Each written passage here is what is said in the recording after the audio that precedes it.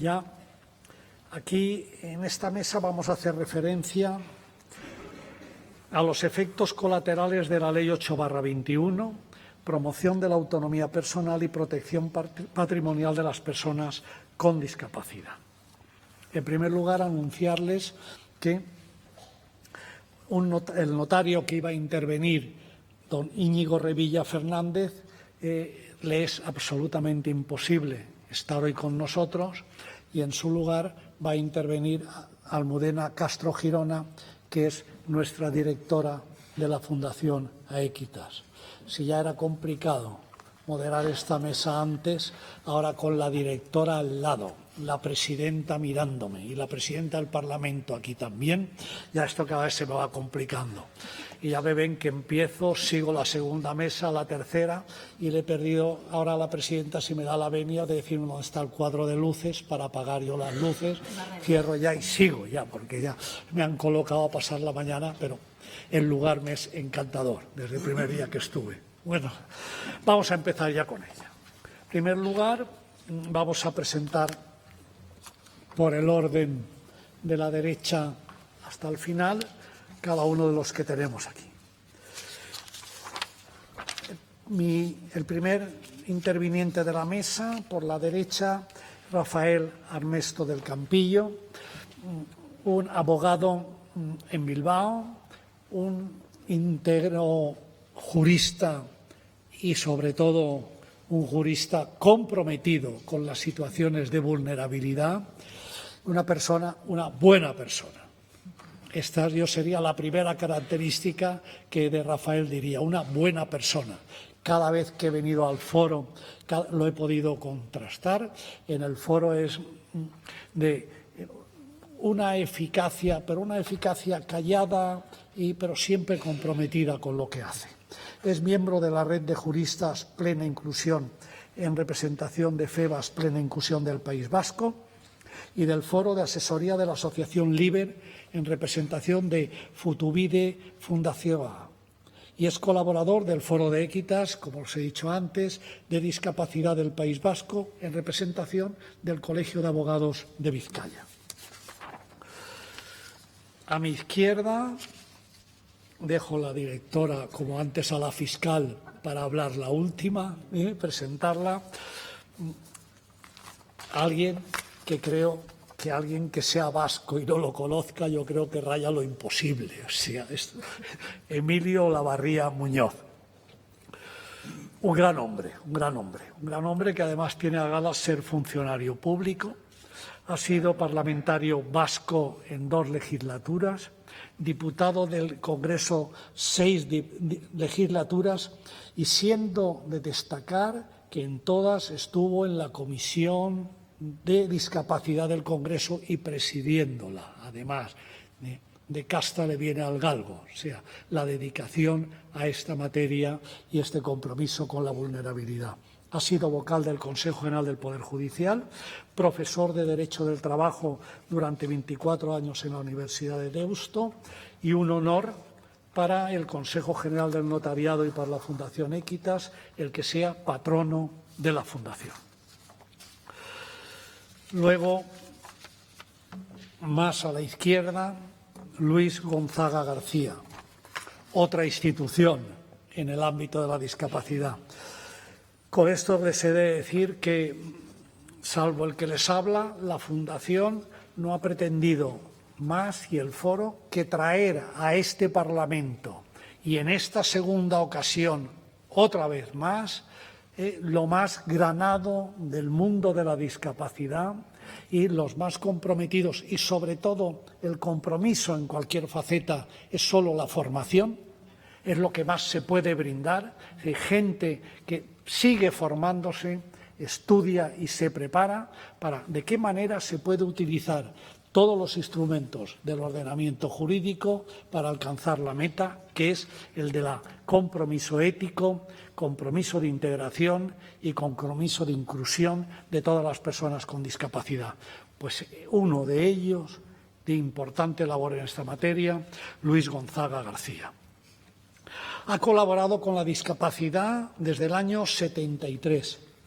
Ha sido presidente, o es de presidente, fue hasta el año 2023, perdón, presidente de CERMI Aragón desde el 2019 al 2023.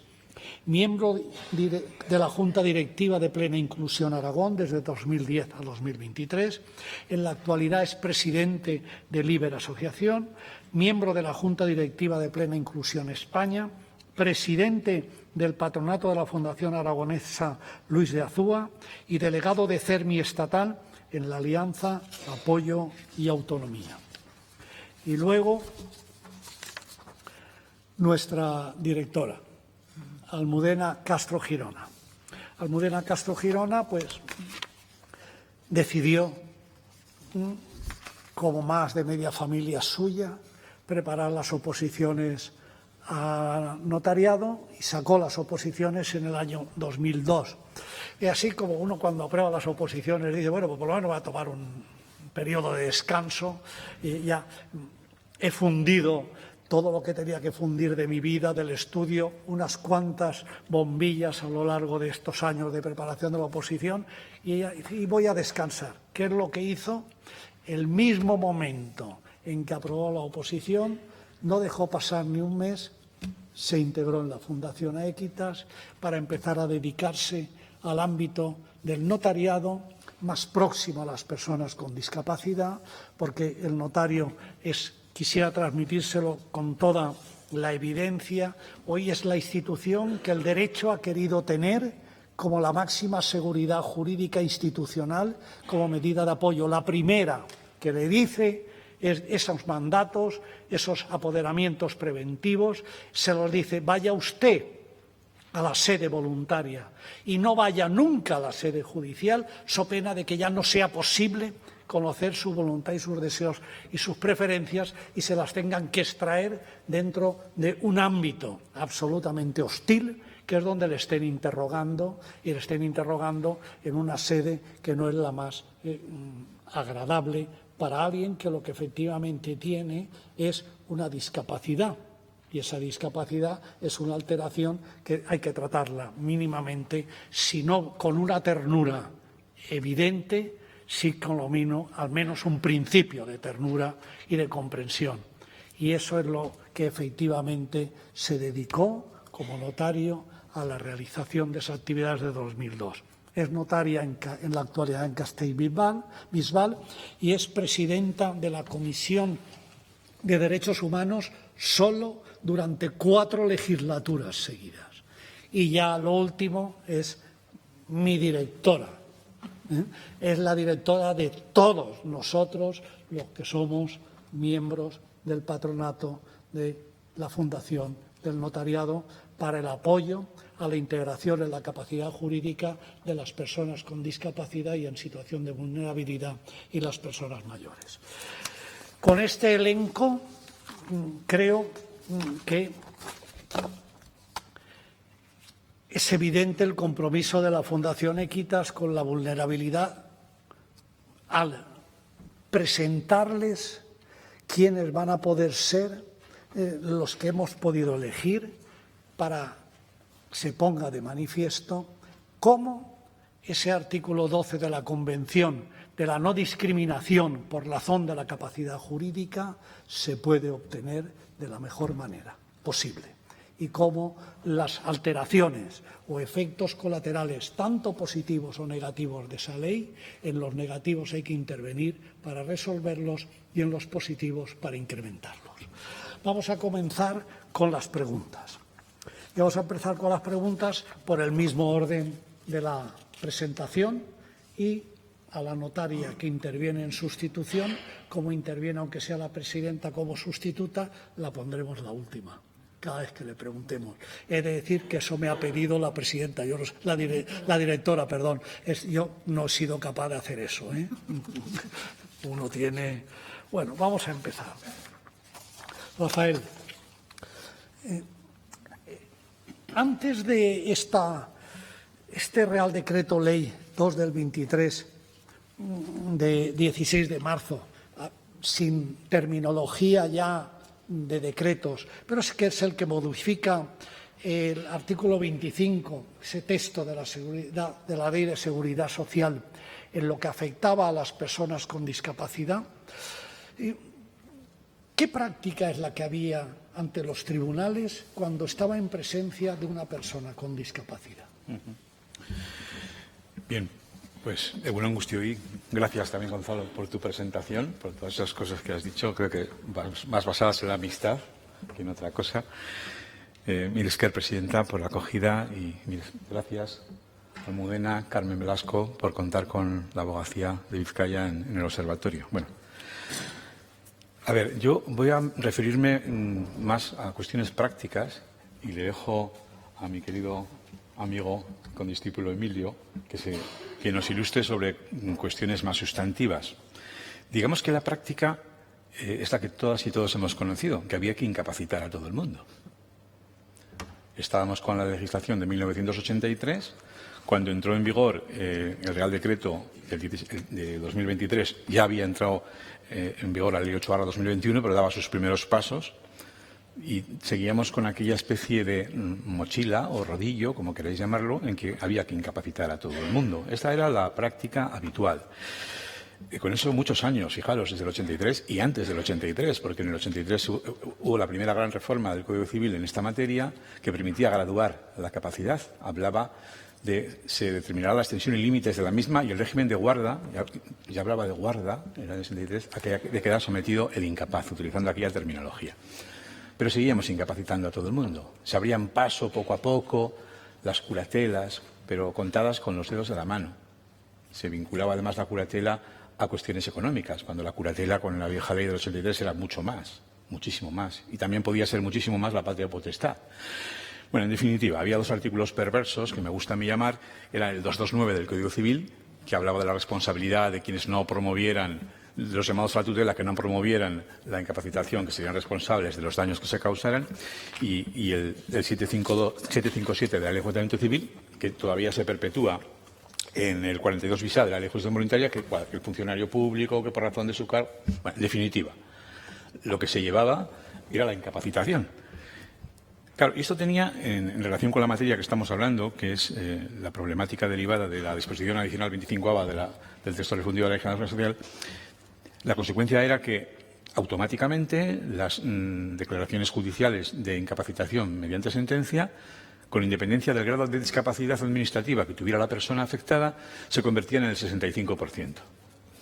Claro, esto es un arma de doble filo. Por un lado, muy bien, porque a las familias no es lo mismo tener una persona con discapacidad administrativa que encima tener ya esa incapacitación, llamémoslo así, utilizando la antigua terminología judicial, pero que les permitía acceso a muchas prestaciones de la Seguridad Social. Es decir, se concedía una especie de plus,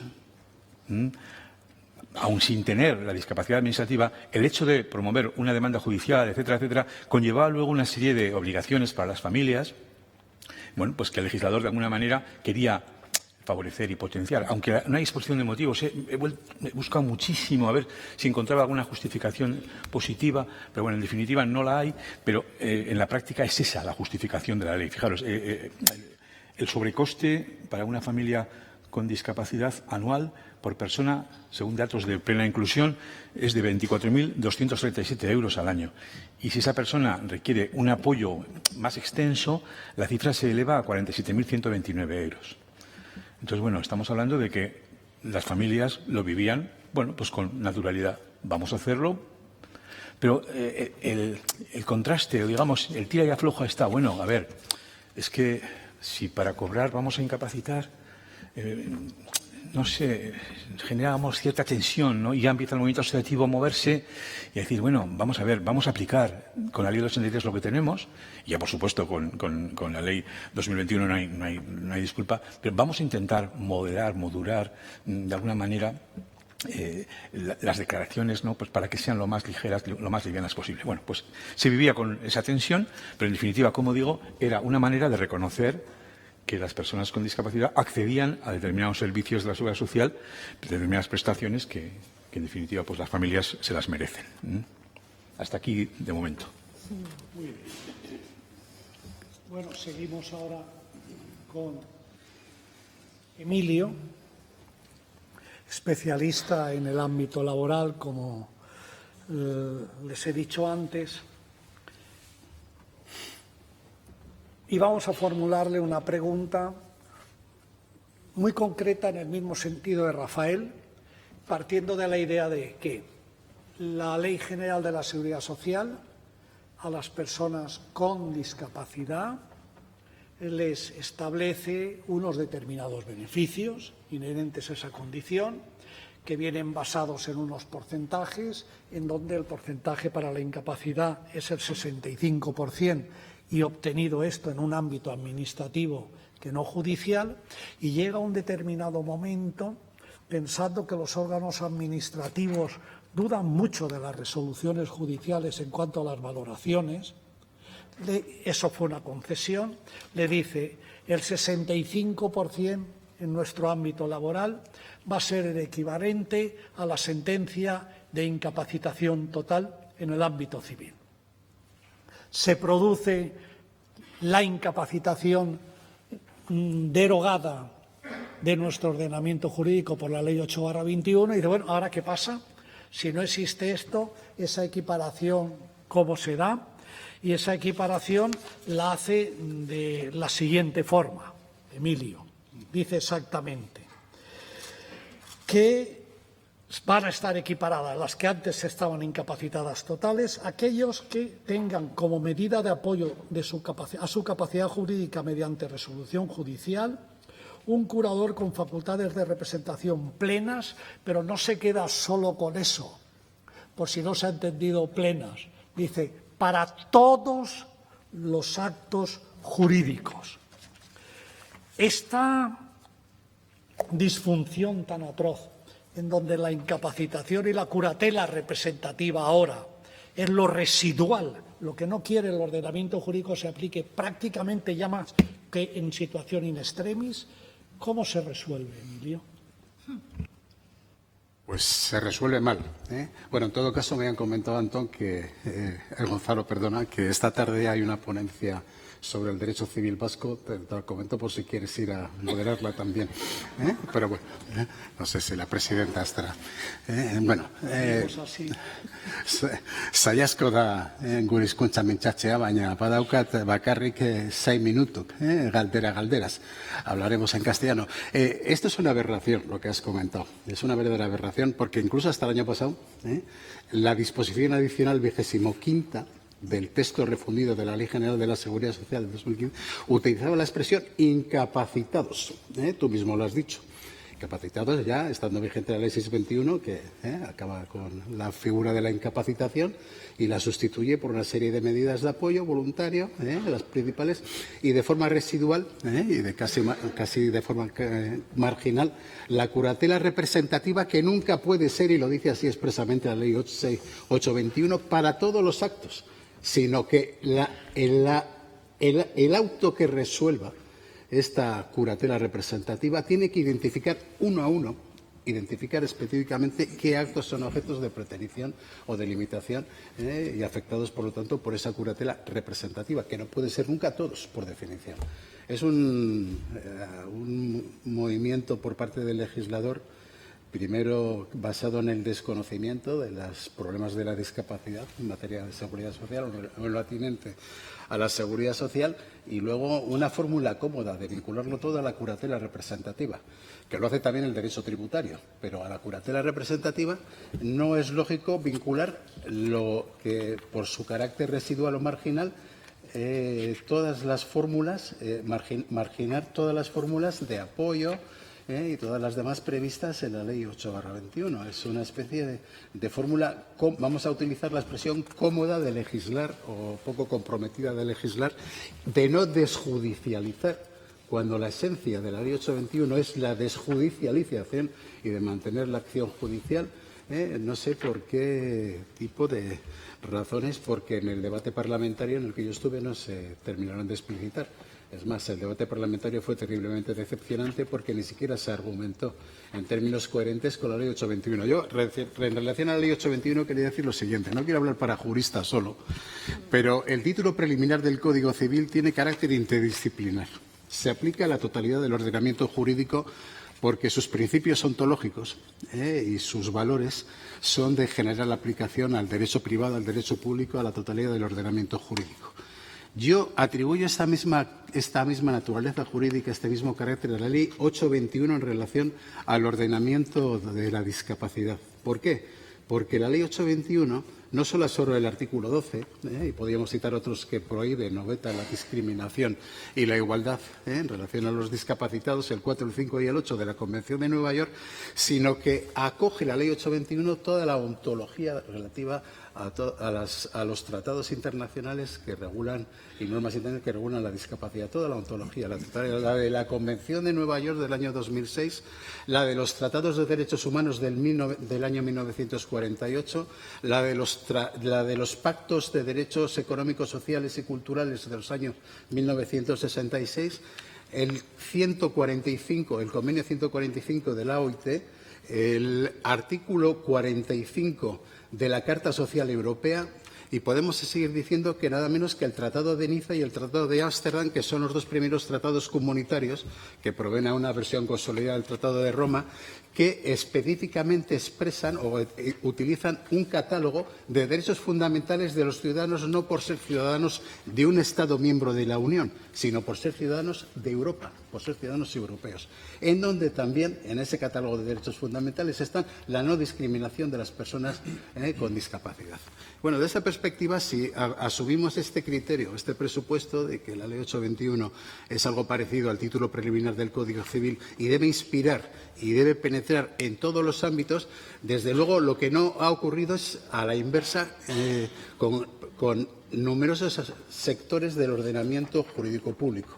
El ordenamiento público no ha acogido estos principios, esta ontología que inspira la Ley 821 en lo que ya hemos comentado en la disposición adicional 26ª en materia de empleo en muchas materias, por ejemplo, la prohibición de despedir. La prohibición de despedir, ya hay una sentencia desde el año la 44/2028 del Tribunal Europeo que establece que en caso de incapacidad sobrevenida está prohibido despedir. En este momento todavía no se ha aprobado la ley en España que acoja esta prohibición del tribunal y hay que aplicar directamente, por lo tanto, el Tribunal de la Unión Europea para evitar la prohibición de despedir en una empresa en el caso de una incapacidad sobrevenida. En materia de políticas activas no hay nada que esté vinculado a la discapacidad. Políticas activas son 3 ámbitos de actuación en el ámbito del empleo. Formación profesional. No hay una formación profesional específica para las personas con discapacidad. Bonificaciones gestionadas. Bonificaciones de cuotas, perdón. No hay bonificaciones de cuotas. Empieza a haberlas ahora para las personas con discapacidad, de cuotas de seguridad social, quiero decir, y subvenciones gestionadas. Hay subvenciones. Perdón, ya, momento, voy acabando, sí. Es que la pregunta que te había hecho, como tú me quieres poner a trabajar por la tarde con el vasco, la parte del derecho civil vasco, ahora te voy a dar yo también a ti, lo siento mucho, lo que quieres ser amigos. Te he hecho una pregunta solo, pero ya me vas contestando a todas las del empleo también. No, bueno, dejamos lo del empleo. No, quería, bueno, ya con esto acabo. Te quiero decir, vamos a ordenarlo. No, se trata. Lo primero que quede claro ya, que es que cuando tienes derecho a una serie de beneficios en materia de la Ley General de la Seguridad Social, antes te exigían que estuvieras incapacitado totalmente y ahora te siguen otra vez que estés incapacitado totalmente en otra terminología, diciéndote que lo que tienes que tener es la curatela representativa absoluta para todos los actos. Esa es la barbaridad que muy bien ha explicado Emilio, pero ahora, ¿qué es un efecto colateral? El del empleo ya ha empezado parte de su siguiente pregunta y acuérdate dónde te has quedado. No, me gustaría hablar.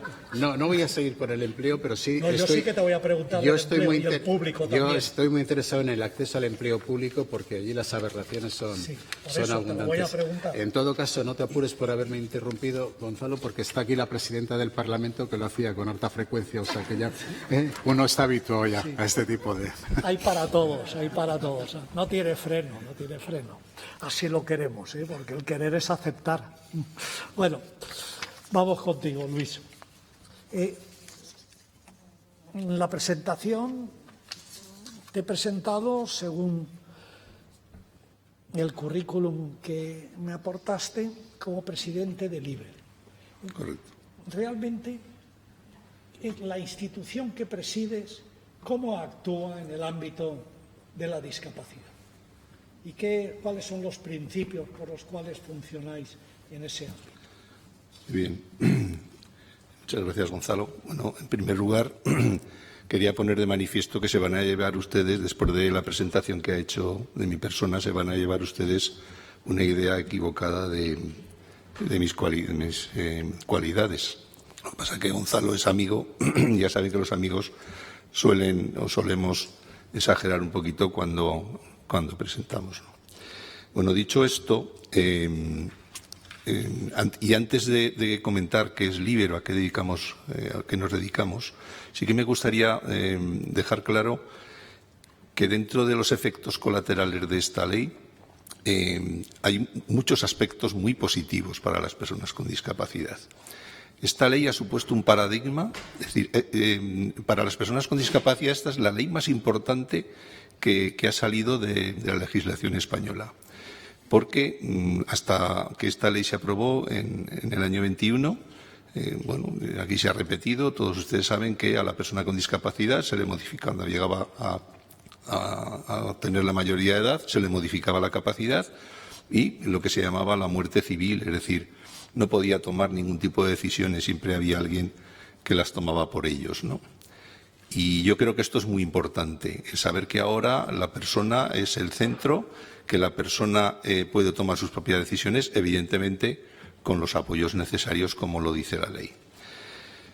La ley habla de los apoyos, la ley habla de cómo tienen que ser los apoyos, pero la ley no dice cómo hay que prestar esos apoyos o quién debe de prestar esos apoyos. Y bueno, pues ahí es donde entra Liber y ese grupo de entidades que forman esta asociación.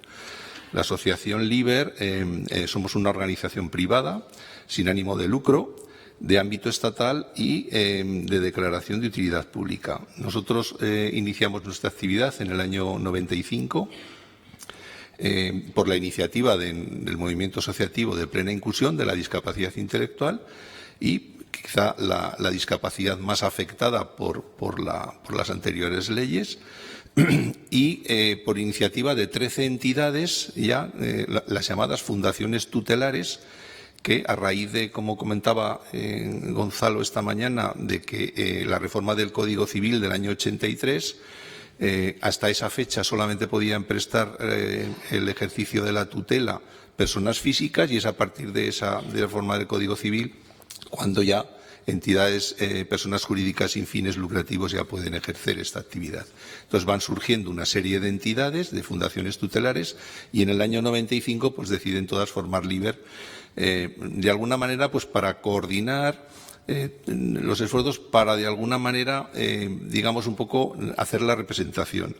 Es decir, Liber lo que hacemos es asesorar y orientar a esta red de entidades, en la actualidad son 39 las entidades que lo componen. Esas entidades prestan apoyo a más de 4.500 personas y yo creo que esa era la labor más importante que hacemos, ¿verdad? Es decir, que la persona empieza a tomar sus propias decisiones y hay una serie de entidades que, digamos, le dan esos apoyos. Luego, como sé que me vas a preguntar cómo son los apoyos, pues si te parece, lo dejo aquí y seguimos luego. Ahora seguimos con Almudena y estamos hablando de cuáles han sido los efectos colaterales de la aplicación de la Ley 8/21. Y con buen criterio como directora de la Fundación, que es, dice, ¿y qué significa eso de efectos colaterales? No estaremos hablando de efectos colaterales concretos sin previamente haber hecho un planteamiento general. Y como lo pregunta, se la revuelvo también. ¿Qué significa este planteamiento de la mesa de efectos colaterales de la Ley 8/21? Gracias, Gonzalo, también por la presentación, que también es fruto del excesivo cariño que tienes hacia mi persona. Agradecer, por supuesto, a la presidenta del Parlamento Vasco y a la institución en sí el habernos acogido por segunda vez. Y, como señalaba mi presidenta, seguro que hay una tercera y una cuarta, porque me consta que el Foro de Euskadi, que forma parte de esta organización y que está trabajando tan tan brillantemente, con el liderazgo también de Carmen Velasco, que se ha dejado también la piel en estas jornadas. Seguiremos así trabajando conjuntamente para mejorar la atención a las personas con discapacidad y sus familias. Estaba escuchando y me preguntaba, si yo fuera una de ustedes, ¿qué son esos efectos colaterales de los que están hablando? ¿A qué se están refiriendo? Me imagino que lo saben, pero los efectos colaterales es una forma que hemos utilizado desde el sector de la discapacidad para hacer referencia a aquellos efectos dañinos que se han producido como consecuencia de la aprobación de la Ley 821. La Ley 821 es la gran reforma que se ha producido en nuestro ordenamiento jurídico en el ámbito del derecho privado y ha tocado una multiplicidad de legislación, 8 leyes muy importantes, y se ha reformado de arriba abajo nuestro Código Civil y el sistema de la adopción de toma de decisiones, evitando la sustitución.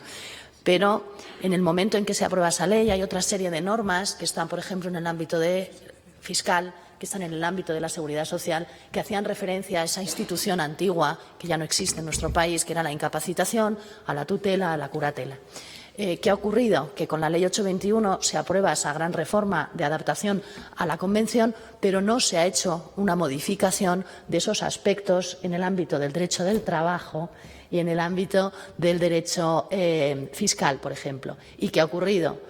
Que, como siempre, y perdónenme, la Administración ha utilizado unos criterios absolutamente restrictivos, exigiendo que existiese una antigua incapacitación judicial, lo ha equiparado a una curatela representativa. Y nos encontramos con que la acción de la Administración y la interpretación es contraria a la propia ley. Se está actuando contra el eje. ¿Por qué? Porque está totalmente vetada la posibilidad de que haya una curatela representativa para todo, porque se exige por parte del derecho civil y se exige a la autoridad judicial que indique los supuestos en los concretos en los que esa persona va a tener una representación en el caso en que sea necesaria. Y además se exige que la curatela representativa es excepcionalmente. Deja fuera de un plumazo las medidas voluntarias, actuación contraria a la ley, y, por otro lado, también deja fuera de un plumazo una institución que existe socialmente y que, como consecuencia de las revisiones, se está dando con mayor frecuencia, que es la figura de la guarda de hecho en aquellos lugares donde existe. Hay lugares, por ejemplo, donde la guarda de hecho en el ámbito de derecho catalán, en Cataluña, no existe esa guarda de hecho como existe en el derecho común o en otros territorios, ¿no? Entonces, parece que es una actuación contraria a la ley, contraria a lo que es la propia Convención y que tiene un efecto fundamental, que es la privación de una prestación que en su caso es necesaria. ¿Y qué estamos haciendo? No voy a hablar de IRPF, que hablaremos posteriormente, que en realidad la facultad de elegir las medidas voluntarias van a afectar ¿a qué? Al bolsillo. Y el bolsillo no va a permitir que uno ejerza sus derechos en plano de igualdad. ¿Qué ocurre también? Que ahora tenemos un proceso de revisión. Con la Ley 821 están las situaciones nuevas y las situaciones anteriores. Y nos hemos llevado las manos a la cabeza cuando se han perdido y se han, de un plumazo, derechos reconocidos con anterioridad.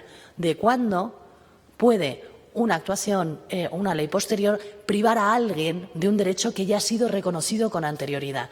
Pensemos que muchas de las revisiones han dado lugar a resoluciones judiciales donde se constata la existencia de una guarda de hecho, simple y llanamente, porque no hay necesidad de ninguna otra medida de apoyo formal. ¿Y qué ha ocurrido? Que se les ha privado de un derecho que tienen reconocido. Esos efectos colaterales, a mí, desde mi punto de vista, y estando en sede de un órgano parlamentario, creo que es fundamental ponerlo en valor y ponerlo encima de la mesa, porque no puede la actuación por parte de los poderes públicos ir en una dirección aprobando una ley que sí que reconoce los derechos de las personas con discapacidad y la actuación por parte de la Administración ser totalmente contraria. Muy bien. Después Almudena nos ha evidenciado los dos efectos colaterales importantes, que es en el ámbito de la pérdida de subvenciones de la seguridad social y el ámbito tributario, que es la pérdida de exenciones tributarias que son de esencial importancia para las propias personas con discapacidad y sus familias. El ámbito tributario después te lo preguntaré. Muy bien. Si te parece. Me parece muy bien. Rafael, ya entra en vigor la Ley 8/21. Se produce ese cambio de paradigma que dice la ley, que algunos autores civilistas le llaman un tsunami jurídico en el ordenamiento, en el ordenamiento de nuestro país. ¿Esto cómo ha afectado primero a la abogacía y después a la intervención de la abogacía en el ámbito de la defensa y la asistencia técnica para la tutela judicial efectiva, tanto de las personas con discapacidad como del entorno familiar que les sirve de apoyo? Sí. Bueno, nos habíamos quedado en la normativa del año 83, en la incapacitación a todo el mundo, nos habíamos quedado ahí, ¿vale? Pero bueno, el esfuerzo del movimiento asociativo para llevar adelante los mandatos de la Convención hace que empecemos a plantear procesos en los que ya no hablamos de incapacitación, sino que empezamos a hablar de modificación de capacidad, de valoración de capacidad, etcétera. Y bueno, pues de alguna manera muchos abogábamos por la guarda de hecho. Incluso hay resoluciones judiciales, concretamente, del Juzgado de Primera Instancia 14 de Bilbao. Hay resoluciones también de algún juzgado en Córdoba. En fin, guardas de hecho, y lo vivíamos como un reto. Ya con la Ley 8/2021, desde luego, el reto es absoluto y hay que cambiar el modelo. Y hay que cambiar en nuestras cabezas y hay que ir quitando las piedras que llevábamos en la mochila. Claro, pero esto se lo explicas a las familias y las familias, claro, también, tras un proceso tan largo que hemos vivido en relación con la incapacitación antigua, pues les cuesta asumirlo. Pero yo sí que quiero, estamos refiriéndonos en concreto a los efectos o daños colaterales, emplear las palabras incertidumbre, inseguridad, desesperanza. A ver, las familias nos dicen, pero vamos a ver, si llevan ustedes desde el 3 de septiembre de 2021, que es cuando entró en vigor la ley, hablando de esto, si llevan hace 5 años, insisten ustedes en los daños colaterales y en el 65%, pero ¿qué está pasando? Con lo que decía Almudena, ¿qué está pasando con el legislador? ¿Qué pasa? Y esperamos, sí, en las primeras redacciones, hasta que entró en vigor la actual redacción de la Disposición Nacional 25 de la Legislación Social, sí, el Gobierno decía que en el plazo de 6 meses haría un planteamiento, todos estamos esperanzados, pero es que la realidad es la que es. Luego, en fin, esta última norma, el Real Decreto Ley 2023, se tramitaba como proyecto de ley. Entonces, bueno, pues pensamos, bueno, existe la posibilidad de hacer enmiendas. Emilio de eso sabe también, porque lo hemos hablado. Pero es que, claro, con el final de la legislatura, pues todo quedó en vía muerta. Entonces, así lo viven las familias, con desesperanza, en fin. Bueno, no sé, yo lo que sí quería decir, que los abogados estamos, por supuesto, peleando contra esto.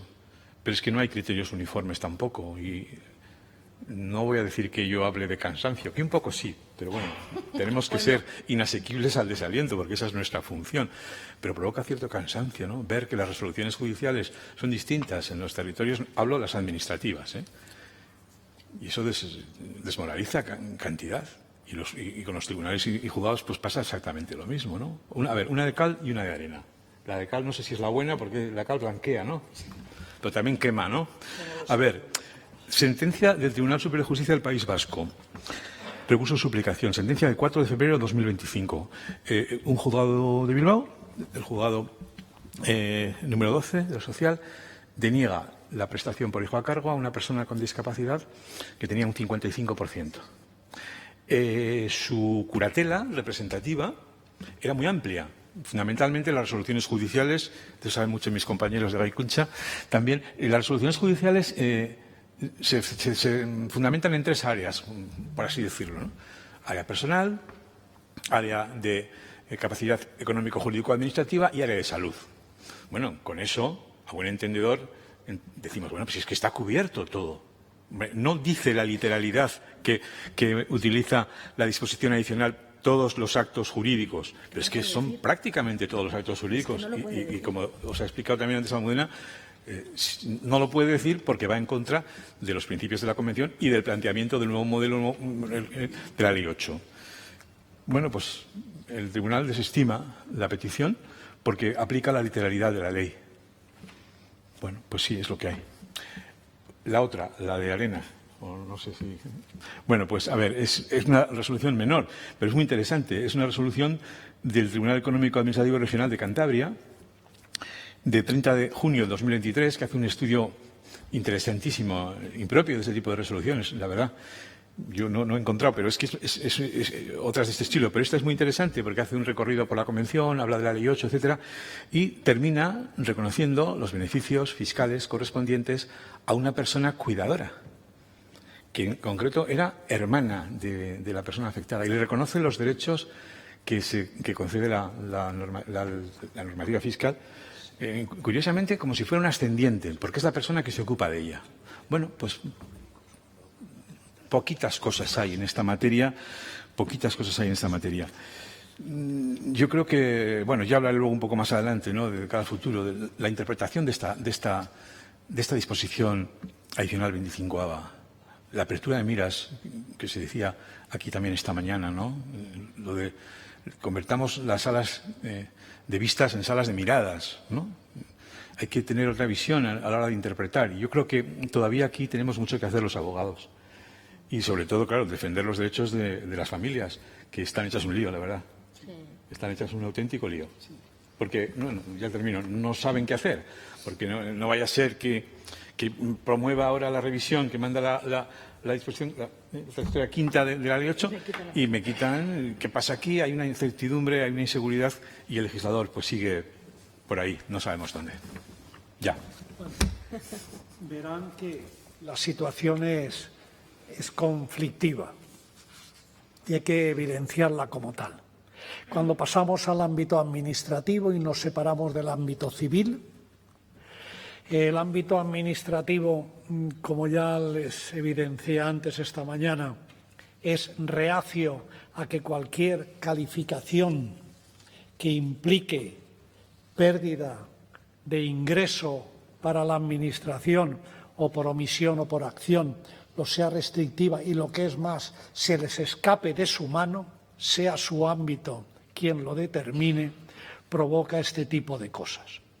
O sea, la incapacitación era la muerte civil, la pérdida de capacidad jurídica en el sentido omnicomprensivo de la palabra, ya el moderno, no el que comprendía la jurídica y la de obrar, todo en esa nueva terminología. La incapacitación con la Ley 8/21 se llama curatela representativa, con otra palabra, que en vez de tener tutor, te ponen un curador representativo, es decir, te sustituye y te aparca a lo largo de tu existencia. Y esas dos instituciones, que esa institución ahora, que está proscrita por el derecho, como última ratio, y dice: solo cuando a través de ninguna de todas estas actividades puedan saber ustedes, en el 249 del Código Civil, inciso último, no se pueda saber la voluntad, deseos y preferencias, habrá que recurrir a su trayectoria de vida y in extremis se accederá a la curatela representativa. Pues las dos instituciones, la tributaria, con lo que genera de ahorro para exenciones de pago de impuestos, para reducciones, como luego nos dirá Almudena, de incremento, también elige lo mismo que elige la Seguridad Social, que equiparar el 65% es la curatela representativa. No se sostiene como una ley que dice que el Estado necesita adecuarse a la Convención sobre los Derechos de las Personas con Discapacidad, y esa adecuación la hace el orden civil y procesal en esa materia, pero por el contrario las instituciones administrativas lo que hacen es aplicar lo que es residual en el orden civil, como veremos.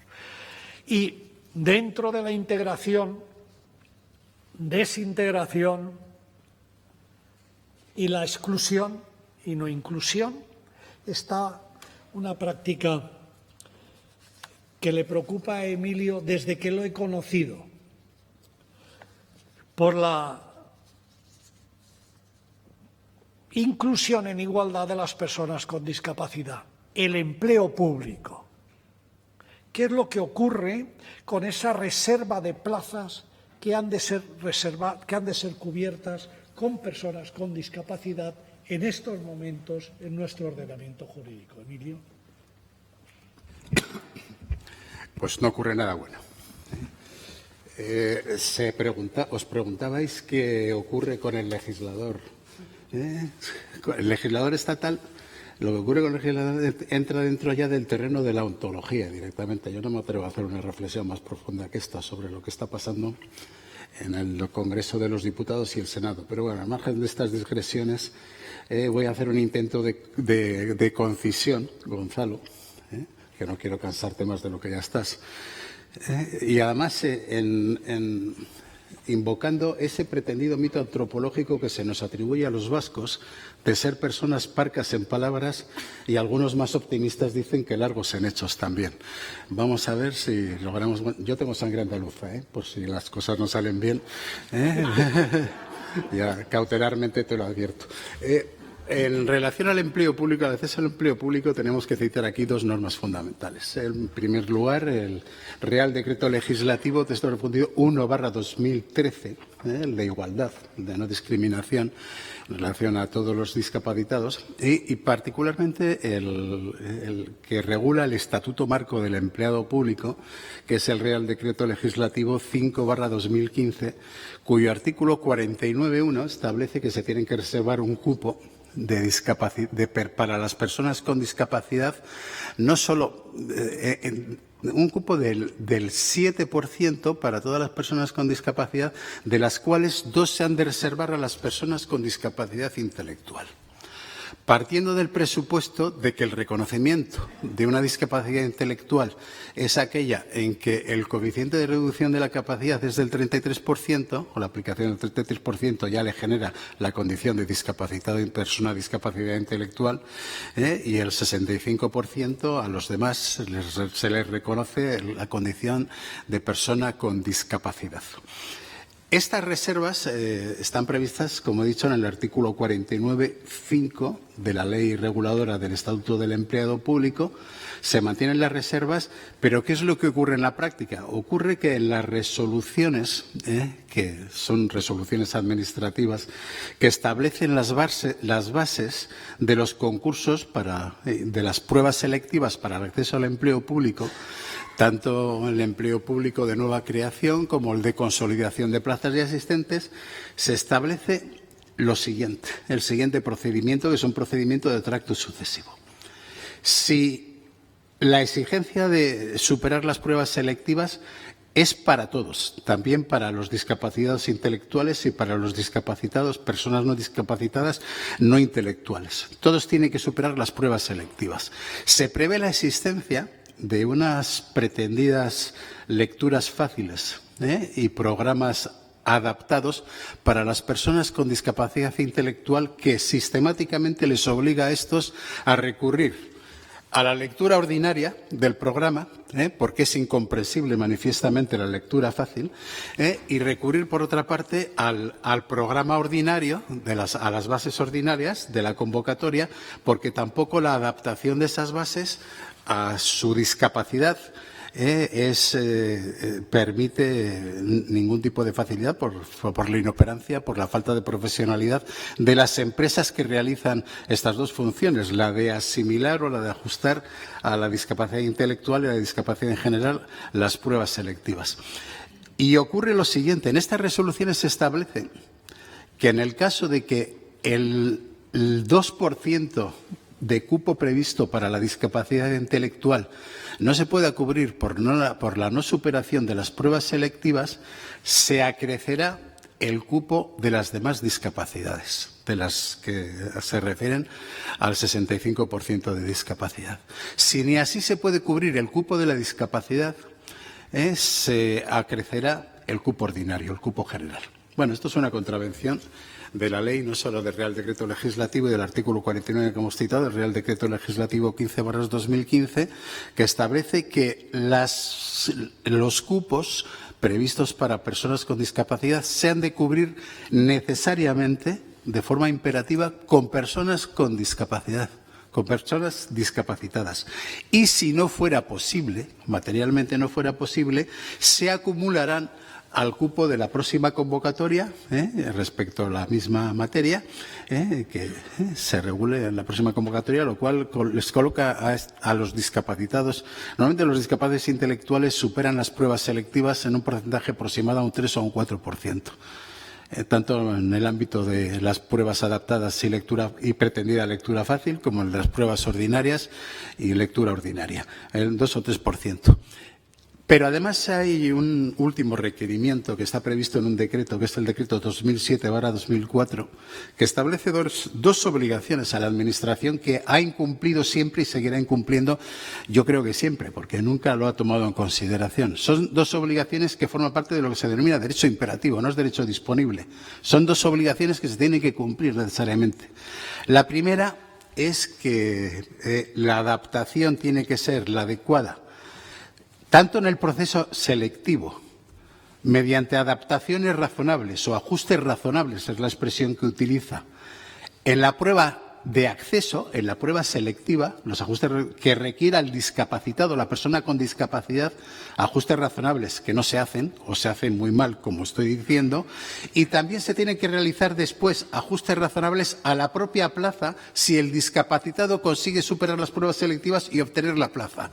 Y si necesita ajustes razonables en la plaza, se tienen que hacer los ajustes razonables en la propia plaza. Y otra cosa, se establece un sistema de preferencia para los discapacitados, primero los intelectuales, luego los demás discapacitados, en la selección de la plaza para evitar que sus condicionamientos como persona discapacitada en una plaza alejada territorialmente de su domicilio o de su entorno le impida materialmente, por falta de autonomía personal, desarrollar sus actividades en la plaza. Estoy contando la historia de mi propia hija. Mi hija se presentó a unas oposiciones de Osakidetza y obtuvo, en el ámbito de la discapacidad intelectual, una plaza ubicada en la OSI de San Sebastián, de Donostia a San Sebastián. Mi hija no puede vivir sola. Nosotros, como familia, no podemos trasladarnos a vivir con ella a Donostia, a San Sebastián. Para empezar, bastaría con ver, y cualquiera lo puede comprobar en Internet, el precio de los pisos y los alquileres en San Sebastián en este momento. Y por último, lo que está ocurriendo de facto es que incluso después de haber superado este verdadero maratón de requerimientos a los discapacitados en el acceso al empleo público, como no se cumple la preferencia en materia de selección de plaza que les permita mantenerse en un lugar donde sus condicionamientos como discapacitado le permitan desarrollar la actividad profesional, ni siquiera toman posesión de la plaza. Con lo cual nos encontramos que en materia de discapacidad y fundamentalmente la intelectual, Gonzalo, lo que está pasando es que las personas con discapacidad intelectual no tienen ninguna posibilidad prácticamente de acceder al empleo público. Emilio, muy evidente el efecto colateral antes, durante y posterior, cuando ya se ha aprobado la oposición en el ámbito del empleo público. Bueno, ya nos has dicho, Luis, la fundación que presides, los valores,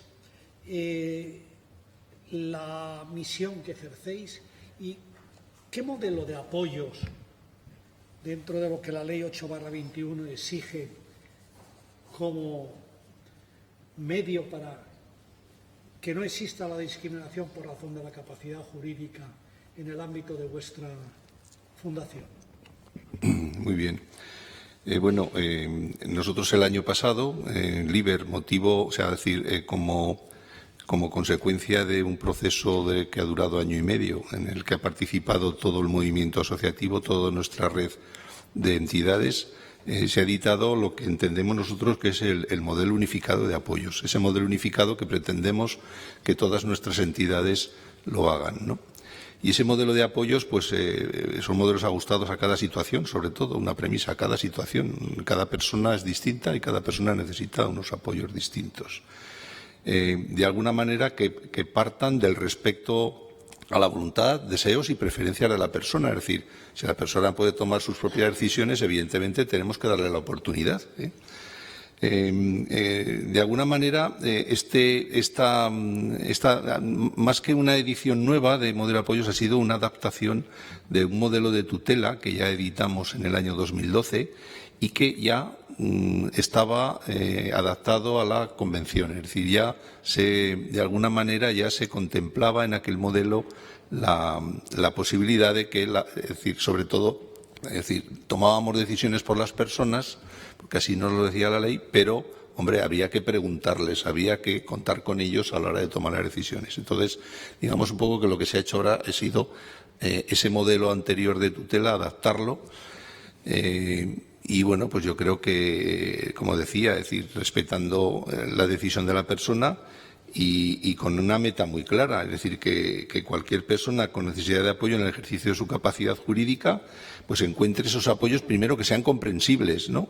Que sean confiables, es decir, que los entienda, que confíe en ellos y, sobre todo, que sean útiles para su proyecto de vida.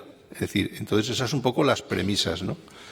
¿Qué estamos haciendo? ¿Qué estamos consiguiendo? Pues nuestras entidades, por ejemplo, lo que estamos haciendo es incidir mucho en la formación de las personas que reciben los apoyos. Es decir, personas que hasta la fecha no tomaban sus propias decisiones, hombre, porque una ley se publique en el boletín oficial del Estado, pues de un día para otro no tienen esa capacidad. Es decir, tienen la capacidad de tomar decisiones, pero no tienen el aprendizaje necesario para tomar esas decisiones.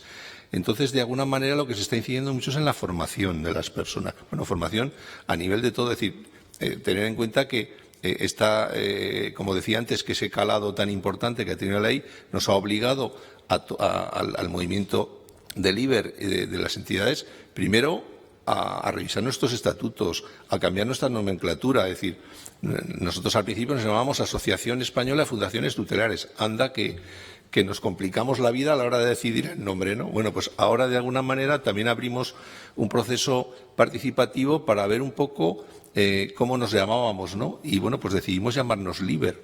Y LIBER un poco, pues porque en la referencia a, ¿sabéis? En Grecia y Roma, el liberto, el liber, era la persona que había recuperado es decir, que había vuelto a ser libre, ¿no? Entonces nos parecía que el símil podía servir. Fue una idea arriesgada, yo creo que, bueno, ahora ya nos daba miedo de que antes era muy fácil que nos conocieran, Asociación Española de Fundaciones Tutelares, joder, qué fácil, ¿no? Pero de momento LIBER, y yo creo que a todo el mundo tiene asumido quiénes somos y yo creo que fue un acierto, ¿no?, el cambiar. Y bueno, pues esta formación que se ha dado no solo a las personas apoyadas, sino también a las personas a los profesionales de las entidades que dan el apoyo y a los patronos de los patronatos de las fundaciones y a los voluntarios, porque algo que nos caracteriza a nuestro colectivo es que, digamos un poco, que las entidades prestamos ese apoyo, como digamos, administrativo o de alguna manera, pero se nos quedaba un poco corto en el tema. Claro, las personas que a nosotros nos llegan vienen casi todas del entorno familiar, es decir, nosotros apoyamos a las personas cuando ya no tienen familia o cuando teniéndola, bueno, pues alguien ha decidido que no es el medio más apropiado. Entonces, quedábamos un poco huérfanos, decir, bueno, ¿y cómo prestamos nos faltaba ese apoyo afectivo, ¿no? Y ese apoyo afectivo yo creo que fue un acierto inicial en el año 95 en la creación de un voluntariado que se llamaba voluntariado tutelar y que ahora llamamos voluntario de tú a tú. Que digamos un poco que es el referente afectivo que cada persona que nuestras entidades apoya, pues tiene ahí, pues en unos casos tú le preguntas donde se crea un vínculo y una relación afectiva que es muy distinta en cada caso. Pues les preguntas a las personas apoyadas y unas veces pues es su primo, su amigo, no sé, bueno, pues al final es un referente que le presta un apoyo afectivo. Y sobre todo, bueno, pues esa formación lo que nos está permitiendo también es, de alguna manera, fomentar los grupos de autorrepresentantes, es decir, estas personas hay que formarlas para que cada vez se puedan representar más a sí mismas e incluso poder representar a compañeros o personas con discapacidad, con alguna discapacidad más severa. Y bueno, pues con una meta y un fin primordial, que yo creo que es nuestro fin, y es que estas personas lleguen a formar parte de los patronatos o de los órganos de decisión de las entidades. Si hasta que no lo consigamos, evidentemente, no habremos logrado nuestro objetivo. Muchas gracias. Bueno, dos eran los efectos colaterales iniciales. Uno en el ámbito de la seguridad social y otro en el ámbito tributario. En el ámbito de la seguridad social y en el ámbito del derecho del trabajo, nos los ha explicado magníficamente bien Emilio, desde el punto de vista de los beneficios que se dejan de obtener, las subvenciones que se dejan de percibir, el empleo general, la discriminación por razón de la discapacidad y el empleo público en dos momentos. En el momento previo al ingreso en las pruebas de selección, que es por el empleo público el acceso por oposición, y luego ex post haber aprobado esa oposición en el destino en consecuencia. Y queda el otro efecto que tiene unas consecuencias tremendas en el ámbito familiar, por lo que pueda significar el ámbito tributario, de cómo les afecta. Almudena, ¿nos podías tú explicar ese efecto colateral en los términos que estimes? Sí. Estamos hablando de efectos colaterales negativos. Hay muchos efectos colaterales positivos que también hay que poner en valor, pero creo que los negativos son los que tienen que corregirse. En el ámbito del derecho tributario hay una especialidad muy concreta y es que no cabe la analogía y no cabe ninguna norma interpretativa. Tiene que estar expresamente recogido por parte de la ley. De ahí que, si en el ámbito de la seguridad social cabría una interpretación sin necesidad de modificación legislativa, en el ámbito del derecho tributario eso no se puede. ¿Y de qué estoy hablando? Pues estoy hablando, me quito las gafas porque ya no veo de cerca con las gafas, que soy miope. Hablamos de la exención de ayudas públicas para financiar estancias en residencias o en centros de día. Hablamos de gastos deducibles, hablamos de reducción sobre el rendimiento neto de las actividades económicas, hablamos sobre reducciones sobre contribución a sistemas de prevención social o también por el mínimo de persona con discapacidad a cargo. ¿Y esto de qué estamos hablando? Del bolsillo de las personas. Me recuerda mucho cuando se aprobó la Ley de Protección Patrimonial de las Personas con Discapacidad, la Ley de Patrimonio Protegido. Es una norma que en el País Vasco se corrigió el efecto tributario, tiene un mayor beneficio fiscal que ha dado como consecuencia que en el ámbito del derecho del País Vasco los patrimonios protegidos se constituyan en mayor número que en el resto de España. ¿Por qué? Porque el reconocimiento fiscal que tienen es mínimo. ¿Qué estaba ocurriendo? Que si una familia ha ido a hacer una revisión de su resolución judicial porque tiene la obligación, porque la ley impuso un plazo de 3 años, posteriormente se ha ampliado más, otros 3 años más, y de repente de tener una tutela para todo, después de esa revisión judicial se ha dado lugar a un supuesto de guarda de hecho, ¿quiénes están en peligro? El bolsillo de las personas. Claro. Entonces, es necesaria, absolutamente necesaria, la reforma en esta materia, porque si no, seguiremos con una incertidumbre jurídica enorme. ¿Qué ha pasado? Yo lo primero que hago cuando me vienen familias o personas a informarse sobre esta norma, en el caso en que tengan o estén ya sometidos a un sistema de incapacitación anterior, lo primero que les pregunto, ¿se aplican deducciones fiscales? ¿Tienen prestaciones laborales? Porque mi recomendación en este caso va a ser no hagan nada hasta que no les llame el juez. Con la diferencia de que, por ejemplo, pueden tener los supuestos de tutela, pueden estar, había rendición de cuentas, con lo cual hay un llamado por parte de la propia autoridad judicial, pero las patrias potestades prorrogadas no se saben ni cuántas hay. Bueno, no se saben cuántas tutelas hay, patrias potestades prorrogadas, no hay rendición de cuentas, con lo cual nos vamos a encontrar con que no les van a llamar nadie a revisión. Que desde el punto de vista del ejercicio de la profesión tenga que aconsejar a una familia no haga nada y espérese, creo que demuestra la necesidad de reforma en esta materia. Es imprescindible, se está afectando al bolsillo de las personas, con el sobrecoste que lleva, lógicamente, el tener una persona con discapacidad. Entonces, no puede ser que nos llenemos por parte del legislador la boca en relación con las bonanzas y los buenos efectos que ha tenido la Ley 821, que los tiene, con ¿qué tengo que decirle yo a una familia? Se encuentra con una gincana. No voy a hablar de los efectos colaterales como consecuencia de hacer valer cualquier medida de apoyo voluntaria o una resolución judicial en su caso frente a las entidades bancarias, que lo haremos mañana, que eso es terrorífico, las guardas de hecho y las gincanas que se encuentran todas las familias cuando intentan hacer valer una documentación y algo que está reconocido por parte de la propia ley. Pero es que además les estamos afectando al bolsillo. Está afectando al bolsillo de las personas. Y vuelvo a recordar, no se puede privar de derechos adquiridos. No se puede privar a una persona de un derecho adquirido. Con lo cual, creo que es imperativa en esta materia una reforma. Me consta que Luis hablará de todas las actuaciones que se están desarrollando por parte de la Alianza, pero es imprescindible que exista una reforma. Y me llevo desazón cuando, como consecuencia de una pregunta que se le ha hecho al defensor del pueblo en esta materia, la contestación es que por parte del Ministerio solo se va a tener en cuenta a las curatelas representativas para todo. Y que a lo mejor lo que se va a intentar es hacer referencia también a las guardas de hecho cuando la persona conviva con el familiar. Sinceramente, nos llenamos la boca de nuestro Estado social y democrático de derecho, pero al final el bolsillo de las personas está afectado y las normas que son necesarias e imprescindibles para adaptar nuestra legislación no se llevan a efecto. ¿Por qué? Por estos efectos que se producen que afectan al bolsillo de las personas. Y la dignidad y la libertad queda supeditada al bolsillo. Muchas gracias.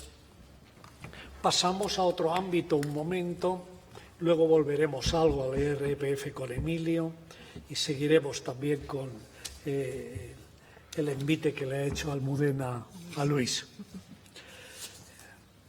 Rafael, y como planteamiento general para todos,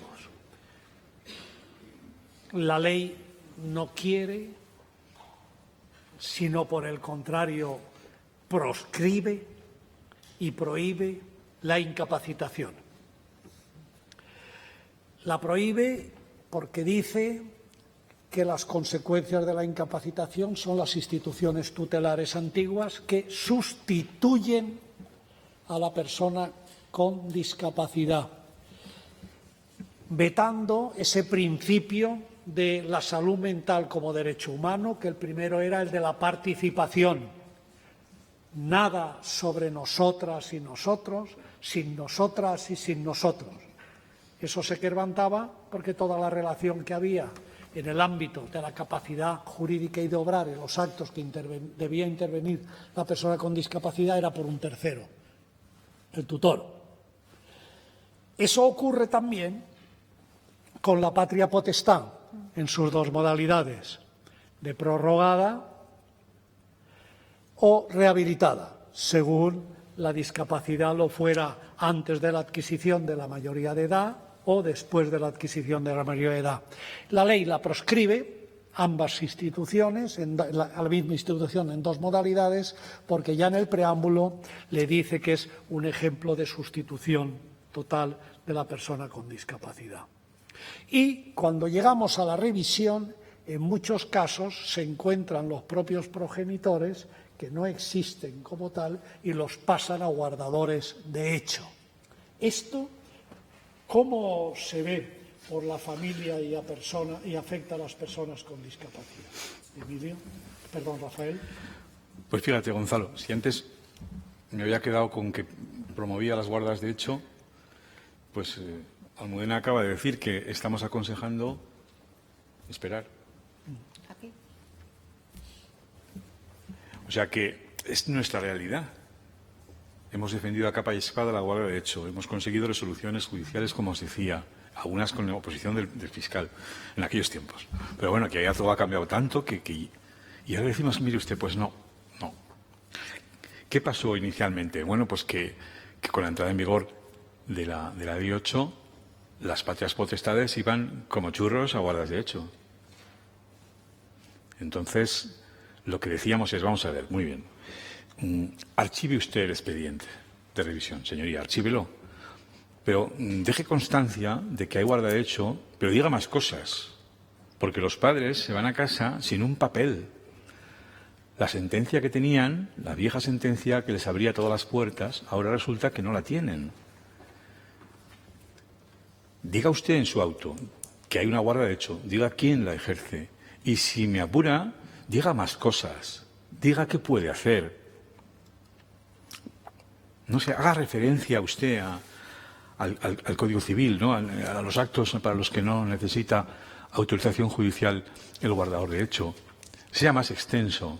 Entonces, todo esto ha generado pues un desconcierto y una desgana.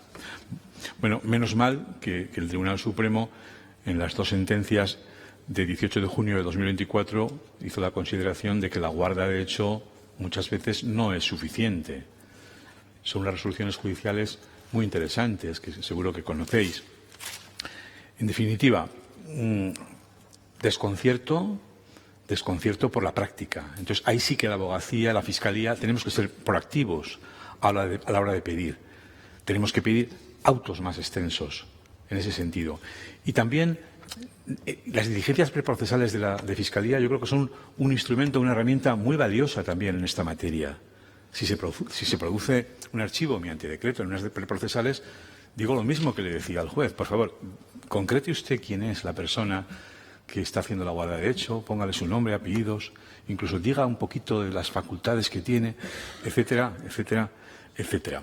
Bueno, todo esto, bueno, las consecuencias que tiene para las familias son fundamentales. Mañana se hablará del tema del protocolo con los bancos, etcétera, que es una de las áreas que también hemos trabajado desde el IBER mucho. Ahí está Josep Tresserras de la Fundación Son de Barcelona.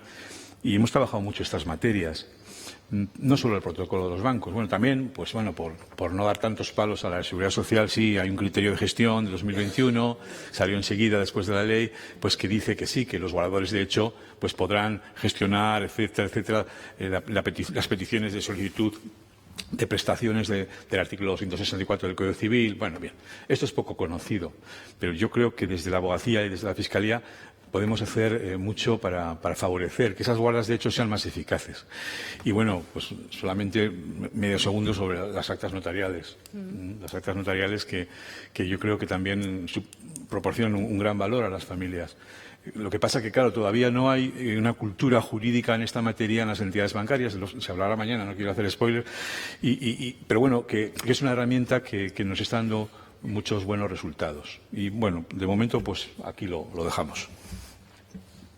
Bueno, vamos a dar esta última ronda, que seguiremos con Emilio, luego con Luis y cerraremos la última pregunta. Bueno, hablando del IRPF, Emilio, exclusivamente centrado ya en cuanto al aspecto práctico, las bonificaciones propias del IRPF y los mínimos exentos de ese IRPF, ¿cómo le afectan a las personas con discapacidad con esta interpretación que hace la agencia tributaria? Bueno, hay que partir del presupuesto de que en el Estado español hay 5 administraciones tributarias, no hay una. Hay una administración tributaria en cada uno de los territorios vascos, está la Navarra y la española. En la española de forma muy discriminatoria. De hecho, se vincula, como bien ha dicho Almudena, la obtención de bonificaciones fiscales, beneficios e incluso el mínimo exento a la obtención de una curatela representativa. Estamos de nuevo en lo mismo. Es que la curatela representativa para la administración pública es la única fórmula a utilizar cuando es la fórmula marginal, residual. Tú lo has dicho, es la muerte civil. Es prácticamente lo mismo que la tutela. Eso por una parte. Por otra parte, también decir que afortunadamente, y esto es una buena noticia que podemos proporcionar, desde el foro en el que tú estás, en el foro de Euskadi, que preside Carmen, estamos negociando con las haciendas forales vascas y han comprendido el criterio de que no puede ser la curatela representativa la figura a la que vincular las bonificaciones, las exenciones, los mínimos exentos del impuesto de la renta de las personas físicas, y en este momento ya la Hacienda Foral vizcaína está modificando el artículo 50 de su ley del IRPF en el sentido que estamos incorporando desde los apoyos voluntarios a todas las demás medidas de la ley 821. Más breve no puedo ser. Bueno, Luis. Ahora, en el ámbito vuestro, se crea esto que se ha denominado la Alianza de Apoyo y Autonomía. Esto está creado en junio recientemente de 2023 y ahí se incluyen, eso es por iniciativa de fundaciones como Aequitas, CERMI y LONCE. ¿Qué objetivo tiene esa alianza y quiénes componen esa alianza? Eso es, bueno, como bien dices, el 15 de marzo del 2023, por iniciativa de las tres entidades que has comentado, se creó y se puso en marcha la Alianza Apoyo y Autonomía. De alguna manera, también se pensó que había que abrirla al resto de entidades que prestan apoyos o servicios a personas afectadas o beneficiarias de la Ley 8/21. Cuando digo afectadas, lo digo por los efectos colaterales negativos. Entonces, durante el año 24, digamos un poco que también iniciamos un proceso de puesta en común con el sector asociativo, y en este momento, pues las entidades que componemos la alianza, pues es Fundación 11, CERMI y Aequitas, como dice, pero también está Confederación Salud Mental España, Federación Española de Síndrome de Down, Daño Cerebral Estatal, Confederación Autismo España, Confederación Aspace, Plena Inclusión España y LIBER. Hemos nacido con el objetivo, primero, es decir, un doble objetivo. Primero, que se implante la Ley 8/21 en el menor tiempo posible, y con un segundo objetivo, que es eliminar esos efectos colaterales negativos, algunos de los cuales ya han salido en esta mesa, pero verán ustedes como a lo largo de mañana salen algunos más, ¿no? Y ese es un poco el tema, ¿no?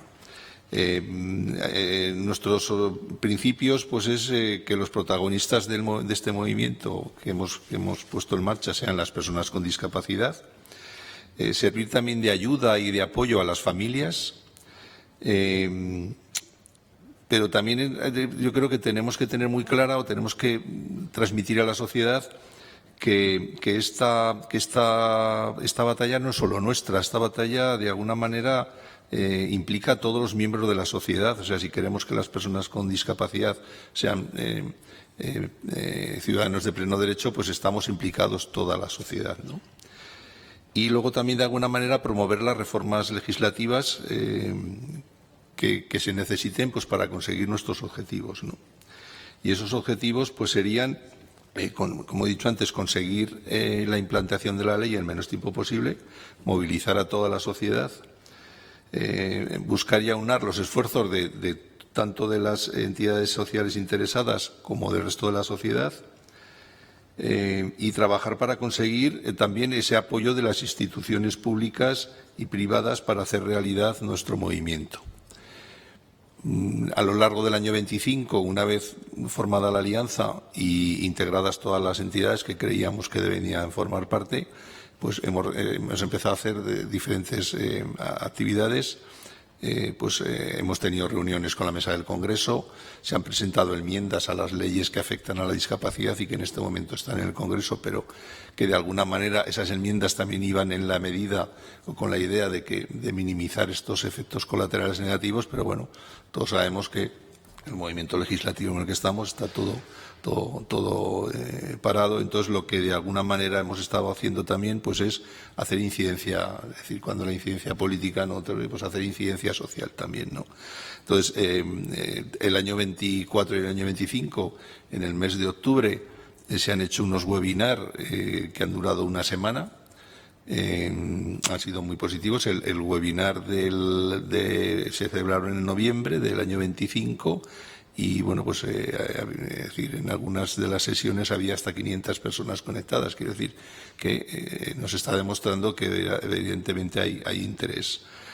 Hemos realizado ya 2 o 3 actos en Servimedia, de alguna manera pues también hacer esa incidencia. Hemos mantenido reuniones, pues, con el Consejo de Notariado. Recientemente hemos estado también con Fe Pública. Hemos escrito, como ha dicho Almudena, hicimos un escrito al defensor del pueblo que, bueno, hablando en términos taurinos, nos dio una larga cambiada. Y bueno, pues el siguiente paso es que en la reunión que tuvimos ayer decidimos de pedirle una cita, ¿no? Pedir una cita, pues para, de alguna manera, entendemos que como defensor del pueblo, pues hombre, es decir, no solo sirve trasladar, es decir, lo que nos ha hecho es trasladar la petición y trasladar la contestación, pero nosotros esperábamos algo más, ¿no? Esperábamos de alguna manera que ver cuál era su criterio, que entendemos que debe de ser muy similar al nuestro, ¿no? Y en esa, es decir, hace también 2 o 3 semanas hemos presentado una página web en la que están integradas todas las entidades que les he comentado y donde estamos colgando pues todas las noticias relativas con la Ley 8/21 y donde cualquiera que quiera consultar pues puede ir. En definitiva, pues haciendo esa incidencia política y social, es lo que estamos haciendo. Bueno, formulamos ahora allá a Almudena, se escucha, ¿verdad? Sí. Y pasamos a la otra orilla. Hasta ahora hemos estado hablando de esos efectos colaterales negativos, la necesidad de subvenir a su solución.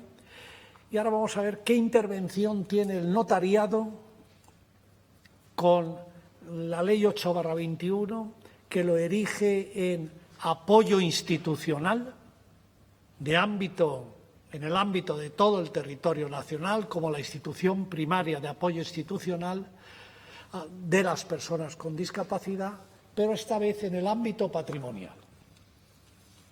Vale, Gonzalo, déjame que diga que estoy encantada con que haya dicho Emilio que hay una parte que ya se va a reformar en el ámbito de la Administración, de la Hacienda tributaria. Espero que sea un efecto positivo, porque al final es triste, pero tenemos que ir actuando por efecto rebote. Ya nos pasó, por ejemplo, con el patrimonio protegido en el ámbito de la legislación catalana, pues espero que sirva de acicate toda la actuación de la Administración vasca para que pueda conseguirse que este efecto colateral dañino se suprima en el resto de España. ¿Qué intervención tenemos en el ámbito de la protección patrimonial? Me gusta mucho que se distinga entre promoción de la autonomía y protección patrimonial de las personas con discapacidad. ¿Por qué? Porque, lógicamente, la Ley 8/21 lo que hace es ese fomento de la autonomía personal de una persona, valga la redundancia, con los apoyos y salvaguardas que precise, pero, lógicamente, todos queremos y a nadie le gustaría que su patrimonio fuera objeto de ningún tipo de expolio, como es lógico y normal. Para hablar de la protección patrimonial hay que tener 2 perspectivas. Una es la de la persona que ejerce los derechos. ¿Cómo se cubre esa variante? Se cubre a través de las medidas voluntarias de apoyo. Aquí, igualmente, tengo que hacer una distinción. Hay que distinguir, porque la ley así lo determina, los que ya estaban sometidos a un sistema de incapacitación anterior que obligatoriamente tienen que ir a una revisión judicial. En el supuesto en que, por ejemplo, les hayan dado una resolución de guarda de hecho, entiendo perfectamente posible que si la persona tiene aptitud para consentir, esa guarda de hecho, que tiene mayor inseguridad jurídica, se puede convertir en una medida voluntaria de apoyo a través de una escritura notarial del 255, siempre que la persona tenga esa posibilidad de prestar su consentimiento con los apoyos que necesite. Y esa es la perspectiva de la persona que toma las decisiones y de la que hace esa escritura de medida de apoyo o de asistencia en el derecho catalán. De esa perspectiva voy a hablar mañana en la primera mesa. Y ahora, de la protección patrimonial está la protección que yo me doy a mí misma en esa medida de apoyo o la protección patrimonial que pueden establecer las personas que están alrededor de esa persona que necesita apoyo a través de 2 mecanismos que son, uno son las donaciones y otro es el derecho sucesorio. Y está la protección patrimonial, y esa protección patrimonial no afecta a la dignidad de la persona porque se le pueden establecer a cualquier persona con independencia de la existencia de una discapacidad. ¿Por qué? Porque si yo te regalo a ti algo, mi querido Rafael, lo aceptarás con las condiciones que yo te establezca. Y si no, pues no me lo aceptes. ¿Qué quiero decir? Que el derecho foral o el derecho autonómico especial, que ya me han dicho muchas veces que no hable de derecho foral, pero es mi hándicap y lo siento. A través de los pactos sucesorios, a través de un montón de figuras que existen, por ejemplo, ya que estoy en el País Vasco, en el derecho del País Vasco, permiten dotar de autonomía y de protección patrimonial a través de esa figura que es el testamento o la donación. ¿Qué implicación tenemos los notarios? Tenemos muchísima. Yo ayer estaba recibiendo a un matrimonio que tiene 2 hijos con discapacidad adoptados. Uno tiene discapacidad intelectual y el otro tiene discapacidad psicosocial. ¿Qué están intentando establecer? Primero, las medidas de apoyo por parte de ellos con esa aptitud para consentir y ese sistema de protección a través de su propio testamento. La semana pasada, un matrimonio con un hijo con discapacidad que querían establecer esos mecanismos de protección a través del testamento. ¿Qué ocurre? Que somos observadores de la realidad y somos confesores y nos cuentan y tenemos esa posibilidad de poder indagar un poquito más allá, de poder establecer esos mecanismos de apoyo y de poder dar solución jurídica a las inquietudes que tiene una persona. ¿A través de qué? De las posibilidades que nos da nuestra legislación. En este sentido, dado que existe una especialidad propia en el derecho del País Vasco, me consta, y si no lo podrá decir Carmen mañana seguramente, la cantidad de supuestos que se solucionan a través de la intervención notarial, dando lo que todo el mundo quiere, seguridad y tranquilidad. Eso es lo que queremos. No podemos someter a las familias a gincanas como se están sometiendo en algunos momentos, ¿no? Entonces, te doy una opción que es en aquellos supuestos en los que se pueda hacer una medida de apoyo voluntario. La implicación, por tanto, es alta porque en cualquier pueblito está el notario, que es aquel asesor cercano y aquella persona que puede dar solución jurídica a muchas de las inquietudes que tienen las familias. No olviden que el derecho sucesorio permite dar esa protección patrimonial al margen de la existencia de una discapacidad. ¿Te parece bien? Muy bien. Bueno, ¿qué voy a decir además? No. Siendo verdad. Bueno, y con esto ya vamos concluyendo. Me gustaría concluir primero hablándoles de una persona que es el alma mater de por qué estamos todos aquí y otra persona que es el alma mater de que nos ha dejado entrar aquí 2 veces. La que por qué estamos todos aquí se llama Carmen Velasco. Es notaria de Bilbao, es la presidenta de nuestro foro en el País Vasco, una implicación insuperable.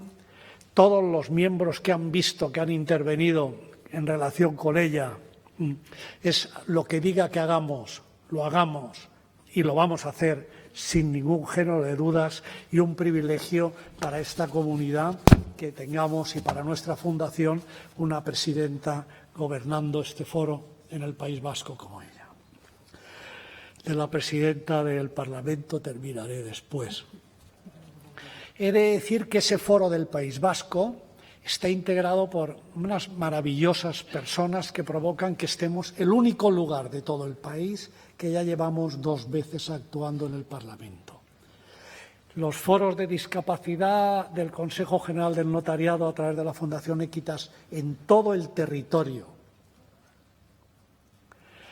de la península e islas es una creación de integración. Es un brindis en donde difícilmente se tratará nada que hace referencia al propio notariado como su función. Se está tratando todos los temas para interactuar de la mejor forma con todos los que les afecta al mundo con discapacidad. El ejemplo es que todas las mesas de esta mañana, los que han intervenido, prácticamente todos son integrantes del foro.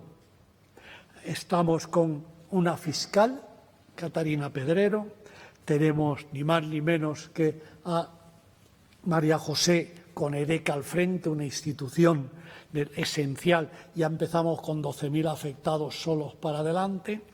Una implicación del ámbito político institucional con el director general que viene a todas las reuniones, no falla, actúa e interviene. Un abogado implicado absolutamente, complicado es imposible que sea complicado, dice, implicado como es Rafael en el ámbito de la abogacía. Tenemos a Emilio que nos da todas las lecciones prácticas de cómo nos podemos acercar al Parlamento para que realmente a ver cómo entramos, cómo no entramos, nos va a querer decir que sí, qué mes tenemos que venir, qué mes que no. Y con Emilio ya directamente salto a la presidenta. Cada vez que se acerca Emilio, la presidenta Carmen Velasco al Parlamento, nunca, yo que llevo la coordinación de todos los foros del territorio, nunca hemos tenido ni un solo inconveniente, ni una sola pega. Ha puesto toda la infraestructura, ha puesto también todo el protocolo a nuestra disposición y esto es, para nosotros, no solo es una honra, sino es una exigencia de brindar calidad al Parlamento del País Vasco para transmitírsela a las personas que son destinatarios de todo esto, que son las personas con discapacidad. Este, sin más, es el resumen de la adecuación a los dos. Y la brillantez de este acto para nosotros, que dependemos del Consejo General del Notariado, es que esté su presidenta aquí con nosotros. Es decir, esto no es solo para nosotros un honor y un privilegio, sino quiero trasladarle que esto es una capacidad de compromiso de todo el notariado de este país, llevado con el País Vasco, con todos los notarios que tienen integrados, con la discapacidad. Y un compromiso de verdad, porque comunidad tras comunidad vamos constituyendo foros en donde en la sede notarial se reúnen jueces, fiscales, abogados, el sector político que tiene encomendada la función de las personas con discapacidad, Consejería de Justicia, la Consejería del ámbito social, el tercer sector en todas las modalidades, todos los representantes de la comunidad están para cumplir la función que efectivamente es lo que se pretende. Se pretende que en el ámbito jurídico, en el ámbito de integración de la capacidad jurídica, no exista ninguna discriminación por razón de la discapacidad. Y la misión nuestra no es más que conocer las disfunciones de todos los ámbitos para, de una manera unísona, entremos ayudándonos y colaborando para ver cómo y para realizar proyectos legislativos. A mí ya me ha acogido mi amiga María José Nedeca y dice, tendremos que reunirnos para ver esto de la reforma del ingreso involuntario. O sea, salimos siempre intentando cumplir los deberes y después con deberes ya puestos para las siguientes reuniones. Un privilegio estar en este Parlamento y un brindis el que nos ha permitido dar a las personas con vulnerabilidad del ámbito del País Vasco a través de este foro. Muchas gracias, presidenta. Y nada más.